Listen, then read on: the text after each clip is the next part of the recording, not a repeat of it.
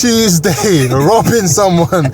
Wednesday, it's all craziness. You told me a few things off screen. And I don't want to incriminate you. I'm coming out my trailer, bro, and nigga 50 just tackles me. I drop all my food and everything, but he got like his people's like recording everything.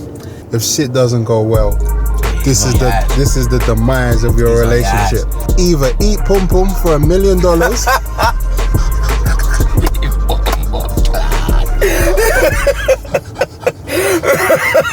Yo, Fob, I need a meal, bro. Like. SRV separation confirmed. Coming up on staging, the burnout of these twin solid rocket boosters at 2 minutes 5 seconds. I can tell about my life, I got scars for the proof. Know my bars are the truth, 9 stars in the roof. Plus I'm rolling with another star.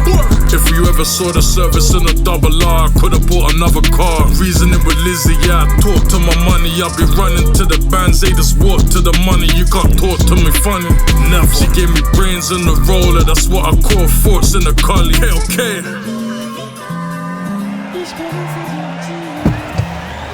Michael. Wagwan, General. What's broski? Chillin'?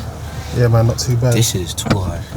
Clean up nice, man. Seatbelt, please. Got you, broski. You know, we're in London, mate. You know what I mean? We can get nicked for that. They don't play with that, huh? No, they're real serious about it. How you doing, bro? You good? Chilling, bro. How you feeling? I know that you're in London a lot. Sometimes I feel like I've seen you on socials, like in London a lot. How you finding this particular trip? Bro, I'm loving it. The last time I was here, it was cold. Like, I came during, like, Christmas time, so it was mad cold. Oh, yeah. Now it's, like, it's nice out. The vibes is different. Everybody's outside. It's active. Yeah, no, for real. Right, obviously, you're from Jamaica. We have, like, a heavy Jamaican influence in London. I feel like, from watching your interviews and how you carry yourself, I feel like if your parents immigrated to London, you would have been okay. Yeah, because because I feel like you get the vibe. But one thing that's crazy to me is, you know, I feel like there's a big narrative that we watched you grow up on TV, which we did. Right. But I didn't realize how old you were when we started watching you grow up on TV. Yeah, bro. Now, it's crazy, bro. I recently discovered that you're nearly 30, right? Nah, well. Yeah. if you round up, yeah, I guess. I'm about to be 25 in September. Yeah, if you round up. Oh, no. All right, cool. Okay. If you round up, though, then. Nah, do you know what's crazy? Because I thought you were actually nearly 30. So I was thinking, wait. Nah. That means we started watching you when we were like 20 or something. And I was thinking you just look young. Nah, I was like 12 when everyone really started watching me. Yeah. Okay, so we really did watch you grow up on TV. Now, how was that for you to get your first big look on such a major, iconic, historic program like Power? Man, bro, it was crazy because, like, the one thing that drew me in was when they told me 50 Cent was the executive producer. Yeah. He been my idol since I was like 7 years old, 6 years old. Like, I used to have his music on my iPod. My mom used to take that iPod from me. She used to get mad at me for listening to 50. So, like, going from that, you know, like, they told me 50 was gonna be a part of it. I was like, oh yeah, we in there. Like, let me know what I gotta do, what the audition is, whatever. I got the audition done. And from there, I was on board, but I never knew, like, how crazy the show was actually gonna be. Like, I don't think any of us knew. Like, anybody that was part of the show, I don't think any of them knew, like, yo, the show was gonna take off to be what it was. So, like, and at first, I was just there, just vibing. I'm just like, yo, I'm here. Just do what I gotta do. Yeah, and the show obviously, like, grew from strength to strength. I feel like for me, especially from someone living in the UK, obviously we go through like black programs and films like Friday or Menace to Society or all these types of things, and then obviously in terms of series and stuff, there was always like The Wire, which was like super iconic. And then for me, I felt like Power was like the biggest representation of that sort of vibe since The Wire, for me personally. Obviously there's stuff like Shire, something Shire. Yeah, the Shire. They got the Shire, little they got, things like Snowfall. that. Yeah. Shout out Damson. Obviously he's from here. Yeah, no, obviously that was like what really spoke to me about the show. I loved it, and it just really grew from strength to strength, and was like the biggest thing over here too. But what I want to know is, obviously, you not knowing how big that show was, you obviously became very successful, very famous, and had, like, your life had changed overnight doing this show. So how was it, like, handling that sort of success and notoriety and fame at the time? Man, it was different because like prior to that, I was working for such a long time, like already, like I would say probably like 5-6 years of my life, I was already like kind of like familiar with like being on the screen and like being so you was on screen set. since 10? Yeah, like my first movie and stuff like that I did, I was 9, but like none of those things that I did really brought like that type of notoriety to me. So like that in that aspect, all of that was new to me. But like as far as like working, just coming to set, doing what I had to do, like that was nothing. But like once the show started picking up and like people was like coming to me, yo, you the kid from Power, I'm like, damn, hold on, this show actually like is actually taking off. Like the fact that people are coming up to me and I'm barely in the show. Like at this point, at the time that people are coming up to me, I'm like, I'm barely in the show, but they recognizing me. That means the show is definitely growing. And then once it got to like season 3, season 4, that's when it was like real serious. Cause at first I was able to tell people like, nah, it's not me. Like it's just like someone that looks like me. Cause I never really used to like telling people that was me. And then like after a while, it just became it came to a point where I couldn't even deny it. Like people was like, nah, this is you. Like they're literally Googling it, like right in front of my face. It's like, nah, this is you. I'm like, damn, I can't even troll no more.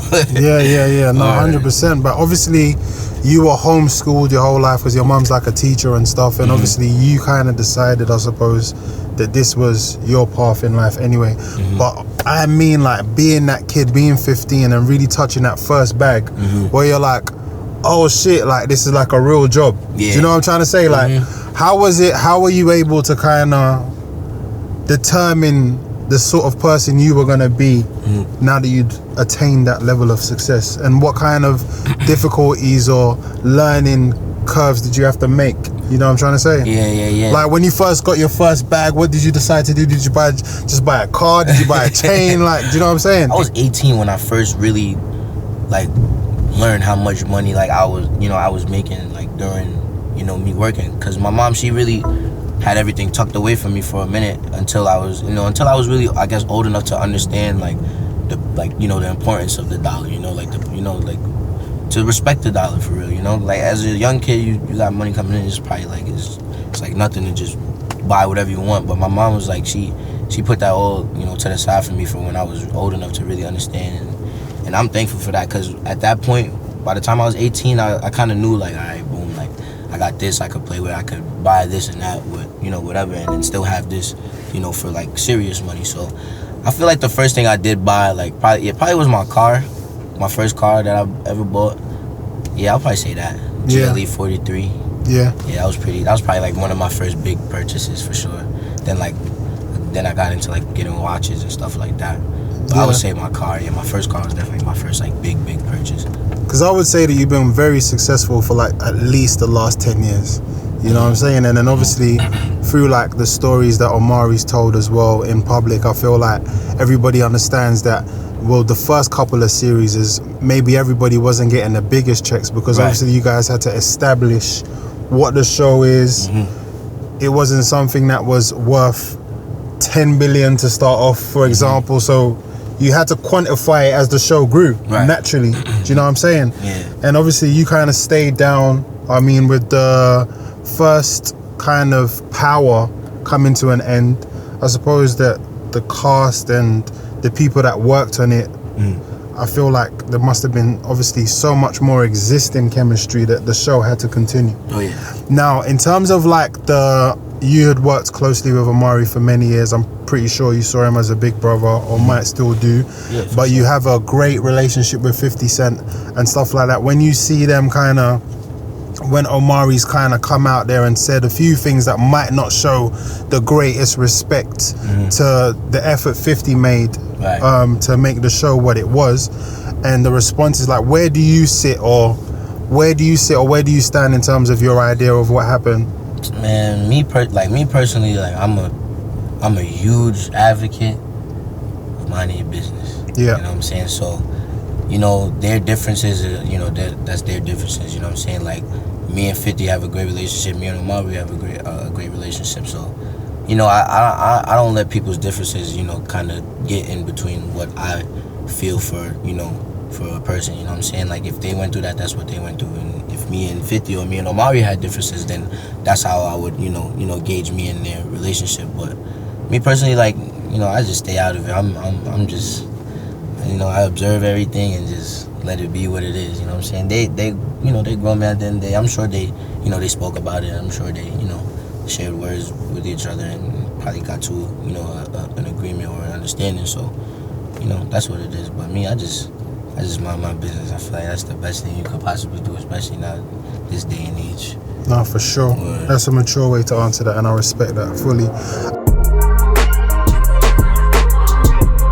I feel like, obviously, let's talk about Power Book, the actual show where you were the lead. One of my favorite kind of series to watch, actually. And what I really liked about Power Book is like you becoming from a boy to a man, like just the way you handled yourself, carried yourself. It's one of my favorite shows, but I have a couple problems with the show, just a couple problems. Now, what I really found annoying was the fact that you never spent none of your money. I never saw you spending your money. Yo, that's the same thing. Yo, I literally have the same problem. I'm like, bro, like we putting in all this pain, we doing all this crazy stuff, we risking our life for all this money, but they don't really show us like spending it. They don't show us like going shopping or like going partying, like what people do when they making money like this. You know what I'm saying? And that's the one thing I was telling them, like, yo, bro, like dudes that's making money like this, they going out the country, they get it, you know what I'm saying? Like they spending that bread. Like they not just sitting in New York just waiting for someone to come kill them. Like, bro, we gotta go live it up. Like Lord knows how long this about to last. Like they going to live it up. I'll be trying to tell them, I'm like, bro. Yeah, because it was like a crazy oxymoron, because you guys would have the craziest shootouts. Like on Monday, Tuesday, robbing someone, Wednesdays, all craziness. But it just never seemed like you bought anything. And I feel like, but see, I think of things on that level, and I feel like the audience actually started to catch on, and when they mentioned about you never driving a car. And obviously in real life, I know you own around 4 cars, yeah? And I know that you're actually a big fan of cars, like you're a big car guy, yeah? Yeah, 100%. So for you, that must have been so jarring. Like, why don't you even drive? Bro, I was saying this, I'm like, yo, it was probably like, what, the first 3 seasons, I'm just like, not even the first 3, the first 2, I'm like, when am I gonna get a car? Like, I know the show just started, but like, Tariq been, you know, he been moving around, he been doing what he gotta do. Like, when am I gonna get a car? Like, a lot of this stuff ain't possible without having a car, bro. Like, we gotta get Rick a car. Like, and I feel like they gave you a car for like 2 episodes. Literally, bro, they gave me the car for what? Like, yeah, literally 2 episodes, and then Too Big stole it, and I got the car back. And I just ended up selling it once I got the car back. I'm like, damn. Yeah, it's insane. They don't even because you didn't even have enough money to pay for what you had to pay for. Bro, like it was bad. Bro. It was killing me. They're not letting Rick have fun, bro. And you know what? I feel like a lot of shows that are surrounding drug dealing and all that kind of stuff do struggle with that, because I feel like that's why films like Scarface like did so well, because you can actually see the growth and the spend. So you're like, you're connected emotionally. You're like, you see the progress. Tigers. Like, even like Paid in Full, when they, you know, Ace Mitch, they all going to the club, throwing the bottles at, like, you know what I'm saying, going crazy. I'm like, yo, we need scenes like this, like to show people, like, yo, this is what, oh damn, that jig is nice. This is what people do, bro. Like, you know what I'm saying, especially in this world, like you over here risking your life, then every day you gotta see some type of food to your labors in some way. Yeah, nah, for sure. But you know what? And then you would almost think that the reason why that wasn't the case because of budget or something, but it couldn't have been because of budget, because you guys have got the biggest clothing budget I've ever seen in my life. That's what I'm saying. I'm like, bro, like you see the clothing budget on Power Book, is insane. Ridiculous. Like you, Kane, Mary J. Blige, Celine, Chanel, Mary, Tom Brown, every day, every scene. It could be a scene somebody getting killed, they wearing some crazy drip. Like, Kane literally killed somebody in a $10,000 Louis V jacket. I'm like, we are crazy. Can we spend that on a car? Yeah, I'm like, yo, can we spend that on Rick car or something? Can we spend that on like a little location so we could go party? Like, come on. Like, yeah. Nah, it's insane. I'm glad we feel the same way about that. 100%. I am actually a huge fan of the show. Like, that's definitely way more pros than cons. Those are just my little things. But yeah, so obviously, what I noticed about the show as well, and what I really loved about the show, is the fact that you had all the baddies. You had all the baddies, That's bro. a fact. That is a fact. Like, stuff like that keeps me more interested, you know what I'm saying? It's like, damn, like, he gotta really juggle these three, Yeah. And when they first started introducing, like, the other, like, love interests, because obviously I knew Effie was gonna be in the spin-off and everything, but once they started introducing, like, Lauren and Diana, like, at the table reads, I'm looking at Culli like, damn, like, why you setting me up like this? Like, oh, what do you want me to do, bro? Like, it's too much, bro. That's too much for me, bro. Yeah. But he was handling it well, man. Yeah, no, if I was you, I'd have been like, yo, throw light skin Keisha in the mix, bro. Just for one day. You know what I'm saying? Day, like, come on. Yeah, she acted too smart. Nah, you know what I'm saying? But I want to know, so listen to this, yeah? So imagine you was on a desert island, yeah?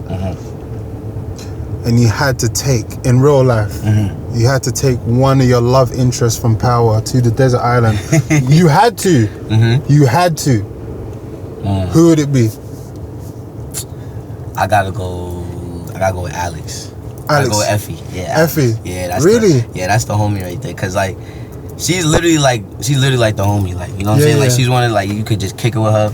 She'll see some fine girls passing by. She's like, damn, she fine. Like, she'll tap me like, yo, she fine as hell. Like, stuff like that. Like, Alex man cool. So yeah, I'll probably be on the island. She's got a boyfriend though. But they all do. Did you see the clip recently with some guy trying to holler at her? On TikTok, I seen that on TikTok. Shout out Justin, man. My boy Justin be keeping it play. My son be keeping it cool. Yeah, he's got a lot of patience. He knows what he got. He knows what he got. So it's like, yeah, you can't even act up in scenarios like that because it will just go. It just make you look even crazy. You gotta know that your shorty knows what to do, and you just, you know what I'm saying?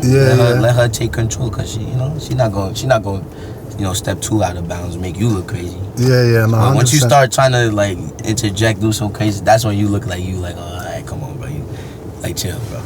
Yeah, no, of course. My boy handled it correctly, you know. Yeah, no, for sure. And obviously you're like of Jamaican descent. I've been to Jamaica like 4 times in the last 2 years. I actually went for the first time 2 years ago, and I just keep going.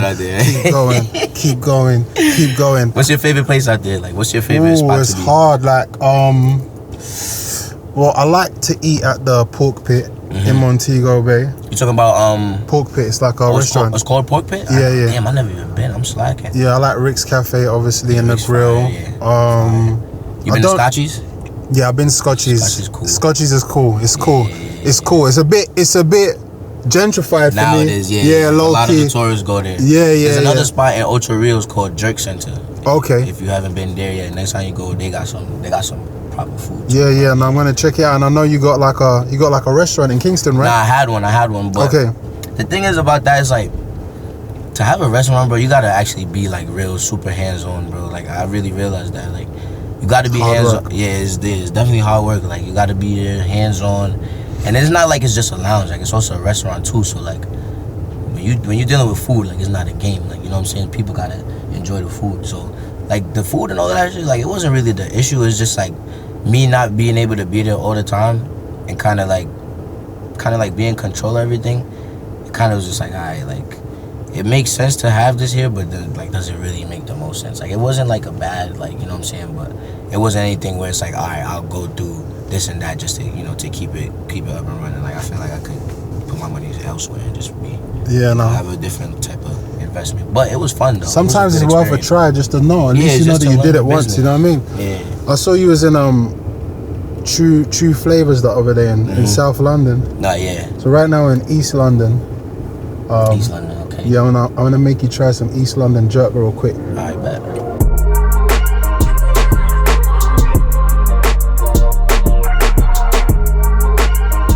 What is the craziest thing that's happened on set? Because what I really love about Power Book is how youthful everyone is. I love watching your dynamic with Johnny because you guys, I can tell, are real friends. Oh yeah, that's my guy. Do you get what I'm trying to say? You guys are real friends, and I love that. And I feel like the whole set's youthful, is vibrant, it's fun. Even the old people are cool. I mean, Tommy even finds time to fucking have beef with Johnny. Yo, that shit was crazy. I'm like, nah, no way. I'm like, My uncle and my brother, man. Bro, that's like some serious white on white crime. What's going on there? Yo, that ass. I'm like, that was like the most unexpected shit ever. Like, especially during that weekend, like, everybody came together. I'm like, yo, it's about to be lit. And then that popped off. I said, oh, shit. And it was so funny. I'm like, nah, G, you tripping. Then I seen the clip after, and I seen him leave Gianni hanging. I said, oh, nah. I said, damn. Yeah, that was wild. I said, damn, what the fuck is y'all doing, man? That was wild. So what's like one of the craziest things that's happened on set, like, with you guys? Because I know, like, there's just such a vibe there. You know what I'm saying? What could I say is the craziest? Like, it's not OD crazy, but it's just like some OD 50 Cent shit. This was like when we first started shooting, like season 1. This was probably like episode 1 of season 1 of Ghost. Book 2. And 50 comes to set. I'm coming out my trailer, bro, and then somebody just I got my food in my hand. Somebody just tackles me. Nigga, 50 just tackles me. I drop all my food and everything, but he got like his people's like recording everything. And then like 10 minutes after I look, he posted on his Instagram, like us on set filming like for Ghost and shit. And like me, I'm like, I don't know if this shit supposed to be out or not, but shit, 50 posted it, so fuck it, I'ma just repost it. You feel me? I'ma repost it. I reposted it, and then everybody, like the PR team from the show, they hit me. Oh no, you can't post this, blah blah blah. I'm like, bro, 50 had this shit for like 2 hours. Y'all telling me I can't post this? But it was just crazy because he deadass just came just to leak that we were filming. Like he literally came to leak that we was filming and just left. Oh, so they were blaming you for reposting it, but you wasn't even the real culprit. Yeah, I wasn't even the culprit. I just reposted it. But then, what the fuck they really gonna tell 50 though? You know? No, of course. I want to talk about your relationship with 50 because obviously that seems like real genuine too. Like I feel like he's always got your back. I know that he's on tour in England right now, and I know that the Michael Rainey business and enterprise is so international now that you can do business wherever you are. But do you guys also just kind of just roll to the tours as well just to have fun? Because I feel like I've noticed that when he's on tour, you guys come around and all that kind of stuff. So what is that relationship like? Man, with 50 is like, that's like another father figure in my life, honestly. Like anything that's going on in my life, bro, and I need help with, I could just call 50. Like no matter how serious or unserious it is, like, I call 50 about it. You know, he'll be on the phone with me for 2-3 hours, just, you know, giving me advice and stuff like that. So honestly, I just look at it as a performance, you know, just like showing love, showing respect. It's like, you know, 50 got a show, we gon', you know, me and G always coordinate, like, yo, let's go pull up on 50, like here, he's pulling up over here on this, you know, on this day, let's go, you know, just go show love, pop out to the show, say what's up to the, you know, rest of the camp, like, all the homies from, like, G-Unit, like, Star, all of the bros and all that, like, we love chilling with them, too, so it really just be like, yo, let's just, you know, let's go pull up on 5 real quick, you know what I'm saying, and, you know, just vibe out real quick. That's really all it be, you know? Yeah, no, sure. I saw you go to his house too and showed you all his artwork. Oh yeah, nah, bro, that nigga. That worth more than your life. Yo, that ass, bro. I'm like, damn, this nigga got painting is worth $250K, all type of crazy. I was like, nah, this dude got too much money. Yeah, no, of course. Now we know what kind of pressure it is to borrow money from 50. Oh yeah, hell yeah. And I'm pretty sure that as a friend of 50 Cent, the last thing you probably ever want to do is be in a position where you have to ask him for money, because you know if shit doesn't go well, this is the demise of your relationship. Now what I want to know is, as a Jamaican man, through and through, you're down to your last dollar.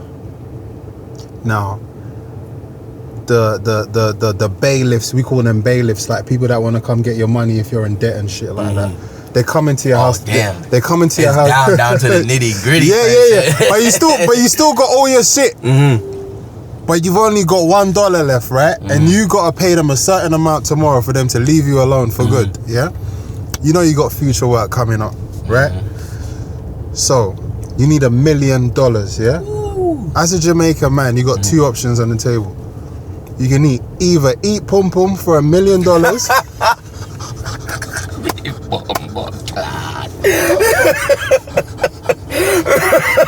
Yo, Fob, I need $1 million, bro. Like, I need $1 million, bro. I need $1 million. I promise I'll get it back to you in like a month lease. A month lease, you heard? Like, a month lease. I got work coming up soon. Like, I can take care of it. Trust, just right now. Feel me? I just need a little, you know? You know what I'm saying? They got me over here trying to do some other. I can't. I just need a little. Listen, I explain to you the rest of the details later. You'll understand why I'm asking you for this. You know I don't ask for much. And then that's all I gotta be. He could be like, word. Like, all right. That's it. Say no more. I didn't even have to finish the dilemma. Word. He'll just know it's some shit. He'll be like, nah, you good. I ain't even go. I don't even want you compromising yourself. I got you. Yeah. That's five. That's 5 for you right there. Yeah, no, I respect that. Now you grew up in Staten Island, and I've been to New York 100 times. And you've never been to Staten Island? I've never been to, and I feel like I'm gonna go to New York another 100 times and never go to Staten Island. You're not missing out on shit. Why would Staten Island be a place to? Well, you kind of ruined the question, but why would Staten Island be a place to go see? All right, so let me not talk too crazy about Staten Island. Like, it's not much to miss out on. There's not much to see in Staten Island, but it's honestly good ass food out there. Like Italian food and stuff like that in Staten Island is OD. Like, you'll find some fire ass Staten Island food. Fire ass Italian food in Staten Island. That's really about it, honestly, bro. Peace and quiet, really. Like, you go there for some quiet and some good food. And they got some low-key fire women out there. You might go find some nice Italian nice shit out there, you know what I'm saying? But other than that, bro, there's really nothing to really do in Staten Island. It's just chill, quiet. It's really out the way, like suburbs type shit, you know? But there's like a stigma, I believe, that, the rest of New York kind of looks a bit funny at Staten Island. Oh yeah, nah, they don't claim Staten Island. Do they claim Yonkers more than you? Yeah, hell yeah. So even Yonkers look down on you? Yeah, everyone looks down on Staten Island. Like, you say you from Staten Island, people from New York, they be like, but it is what it is, It is. But wait, Wu-Tang's from Staten Island though. Yeah, and that's the thing. They be like, oh, y'all got his Wu-Tang. Yeah. I'm like, damn, bro, like, chill, like, Staten Island is not that bad. Is Park Hill in Staten Island though? Is that somewhere else? Mm-hmm. That's Park Hill. That's where like, no, well, Wu-Tang, they grew up in Park Hill. And Stapleton. Yeah. And Stapleton is Staten Island too? Yeah, it's right next to Park Hill. Okay. Yeah, so Stapleton is like right here and Park Hill's like parallel, basically. Okay. That's like where my pops grew up over there and stuff. He grew up with Wu-Tang and them and Stapleton and all of that. Yeah. Okay, cool. So I want to know. That's funny you know about Park Hill and Stapleton. Come on, bro, man, I'm plugged in. So I want to know. Knows what's up. Yeah, I know what's up. I was gonna say, like, as a 25-year-old, obviously you've lived in a different generation of rap. I want to know what your top 5 rappers of all time are. Top 5 rappers of all time, man. That's a good question. Alright, so I gotta go 50 Cent. Yeah. Literally 50 Cent. I'm gonna go off of who I used to really listen to a lot when I was little, like, cause now like my judgment of music is way different than what it was like back then. Yeah. 50 Cent, Lil Wayne. Yeah. Tyler the Creator. Not even a young Drake. Nah, yeah. I can't lie. Like, I like the young Drake, like 2012, 2014 Drake. Yeah, that was. I was gonna say, as a 25-year-old, not having Drake in your top 5 is It probably is crazy because I deadass don't really listen to much Drake now, but back then I did listen to a lot more Drake than now. Like when he was on some hungry shit, like when he was coming up, like when he was dropping like Successful, stuff like that. Like that's the type of Drake I was listening to. Now I don't know. I listen to him here and there, but it's not as enjoyable as it used to be for me. Let me see. But I guess you could definitely throw him up there because he definitely took a lot of my listening time like back then. Damn, one more rapper. I just gotta choose one more. I'm blanking right now, bro. I can't even lie. I'm blanking. Future? Yeah. Now that I think about it, yeah, Future definitely is top 5 though. If I was 25, this is gonna be my list. Nah, Future is definitely top 5 though. Now that no Jay-Z though. That's crazy. Nah. But he's too old. He's not he's too old. The music is maybe older than you. Nah, Jay-Z definitely got some songs that I rate like 100%, but I never really listened to Jay-Z enough to put him in my top 5. Future I listened to hella, so I could throw him in my top 5. Yeah. Yeah. Beast Mode, 56 Nights, yeah, Future got it, I ain't gonna lie. So you've won a few awards. Very impressive. Is it the double NACP? Yeah, NAACP, yeah. I'm trying. Yeah. They don't got that out here. Yeah. And a few more, and I feel like you deserve a few more because I feel like you've really carried the generation of black young actors on screen, especially culturally. That's wild. You know what I'm saying? And is there anything that in the future that you're working towards that you want to aspire to? Or I know that you've got heavy influences from people like Denzel and all the incredible black actors that have come before you, but what do you see yourself doing in the future? Man, I definitely want to come for that Emmy, bro. I want to come for that Emmy. Like, I mean, I never really set my like goals or anything like on stuff. Like, I don't ever really base it on like awards, because a lot of those awards, a lot goes into like who picks. Who we know how it goes down. So, like, we know how it goes down. I can't really let that be like my my end or all. You know what I'm saying? Like, it's whatever. Like, if it comes, it comes. Like 50 always told me, he's like, yo, listen, the trophies is nice, but you can't catch them shits at the bank. So it's like, you win them, you win them. If you don't, then fuck it. Keep on working.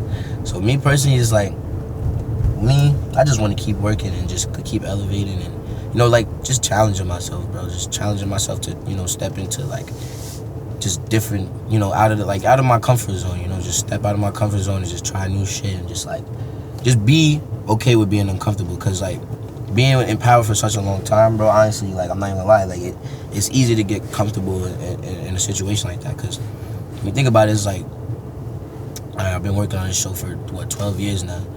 And, like, at a certain point, it's like, it becomes just like second nature. It's like, I've been in this character for so long, it's like, I get to set, it's like, I don't even gotta prepare for it. I just, just switch it on type shit. So, just like, I wanna get back into, a different, like, space in acting. Like, I just don't wanna be as comfortable as I've been for the last 10 years. I wanna be on something like, alright, man, I gotta try this, I gotta step out the comfort zone, I gotta, get okay with being uncomfortable again and just like challenging myself for new shit. So you're open to a lot more roles than the standard shooting drug dealer role, of course. Oh yeah, 100%. Cause like, I mean, all that shit is fun. Like, especially like being that it was my bread and butter for a while. Like, it's fun, but it's just like at a certain point you kind of want to be looked at in a different light. You know what I'm saying? Like, it comes to a point where it's like, people know me for this role, but it's like, this is not all I want to be known for. So.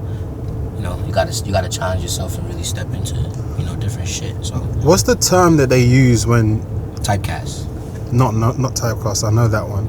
What's the term they use when you prepare yourself for a character so much that you become the character? Method acting. Yeah. Now obviously you just mentioned that you played Tyreek for 12 years, right? So I think it's impossible as a human being not to develop an attribute that you've been playing in your day job for 12 years, right? So I'm gonna take the murdering out of it. That's for the purposes of the camera, because you told me a few things off screen and I don't want to incriminate you. But what's the one thing you think that you might have taken on accidentally by playing Tyreek for so long? Just one thing.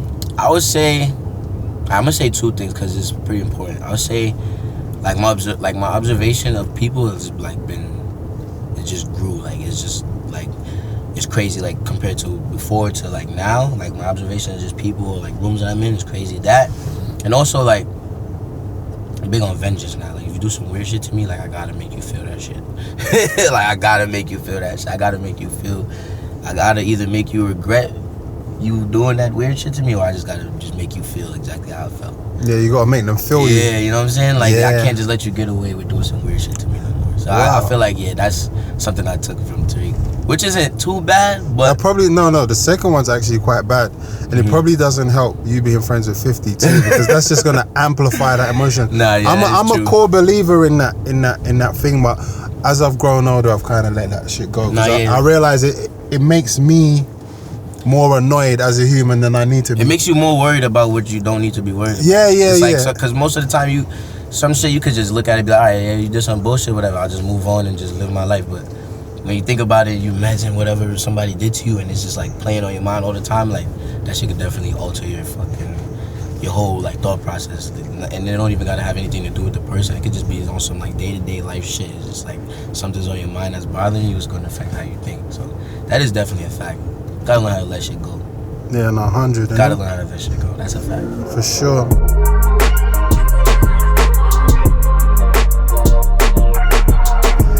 definitely been putting that shit on. I want to just give a nod to your modeling, your fashion. Obviously, I know you've done a lot of things with like. Would you see any? Nah. Did you see that thing? Yeah, I was like, yo, what the fuck? This is London, man. Obviously, you've done some campaigns with like Tommy Hilfiger. You've worked with big brands like McDonald's. So you eating a burger earlier. You're really living this shit. And yeah, I just want to say congratulations on that. And is that something that you're also going to continue venturing in, that aspect of things, like getting bags from all sorts of angles? Hell yeah, because that's also like another big blessing of like just being a part of this crazy ass franchise. Is like it puts you in like a different type of lane. You know what I'm saying? Like you have now I got like a starting point. I got like a base of where like people could look at me and be like, oh, this is what he did. This is what he could bring. You're basically Gary Coleman. You've been such important. You've been in such an important show that your face will never be forgotten. Yeah, that is true. That is true. That is actually a crazy thing to think about. People that is never gonna forget Tariq because he killed their favorite character. Yeah. Just being in like certain positions, like I already have, kind of like a name in certain industries, and that kind of just helps when you're trying to get into other industries. So like, yeah, like you said, like trying to get into the fashion, get the brand deals, and and eventually start my own type, clothing and stuff like that. So that's everything I'm working toward. Just building the the repertoire, building the resume type shit. No, for sure. 2 more questions. What's your top 3 things that you like about London? Top 3 things I like about London, I bet. I like the similarities between London and New York. I love it. I like the food out here too. Food is mad good. A lot of people be saying, oh... They don't know where to go. You're tapped in. You're good. I don't know where that comes from. A lot of people be saying, oh yeah, London don't got good food. I don't know where y'all been going. London got that heat. And I just love how big the Caribbean culture is out here too. Like it's heavy. Not even just Jamaica, but like just Caribbean period. Like it's just out here. Like they was telling me about Carnival. Out here it's like one of the biggest carnivals. You and Gianni in Carnival, I don't think you'd come back alive. Oh yeah, see that. Like you're just gonna be too lit. I gotta go. Cause you guys are smart. You understand culture quick. That's what I've really noticed about you. Understand how to operate in a different room quick. Like you're gonna go too crazy over there. You was hanging out with Heady One and Abracadabra the other day too. Yeah, that's the homies. Yeah. Shout out to the bros. Yeah. So what? You guys a gang now? Yeah, it's the guys right there. Hopefully, in due time we cook up some fire ass music. Yeah, I know you make beats too, right? Yeah, I make beats. So I haven't made a beat in a long time though. So I'm gonna get back into my music element, because that's really what I used to use as like a getaway from like anything. Like I just lock myself in my room and just cook up hella beats for like 4 or 5 hours straight. Yeah. But I haven't made beats like in a while. Like I don't know, I felt myself kind of like as I started making more music with people, it kind of started feeling like a job. Like damn, I gotta make beats for this person so I can get them out to this person because they got a session tomorrow. It's like all that shit used to just be annoying. Like coming from just making beats for fun to that is like damn, bro. This shit feel like a job now, so like it kind of pushed me away from it. But I'm definitely about to get back into it because that's definitely my outlet from just like anything fucking with me, anything bothering me, bro. I just go make beats, bro. Yeah, no, for sure. What last question?